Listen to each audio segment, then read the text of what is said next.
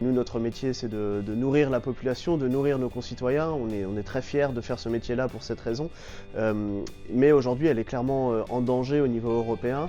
Elle est en danger d'abord par le manque de renouvellement des générations d'agriculteurs. Il y a 9 millions d'agriculteurs en Europe.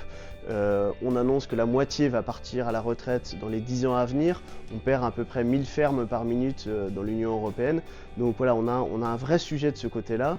Il faut absolument qu'on ait des modes de production qui soient transformés pour intégrer les effets du changement climatique, pour intégrer les effets néfastes d'un certain nombre de pratiques agricoles sur les écosystèmes.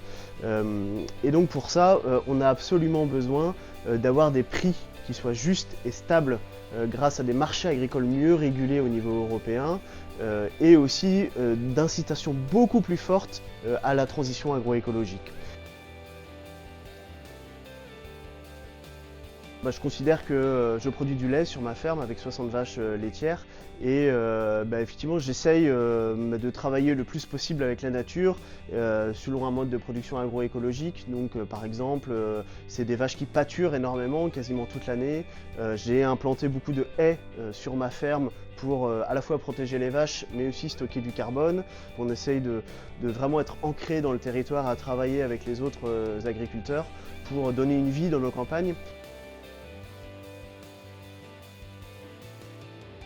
Aujourd'hui, on a un système qui est fragile, qui dépend beaucoup à la fois des importations de soja, des importations d'engrais, mais aussi de semences, et qui dépend aussi beaucoup des exportations.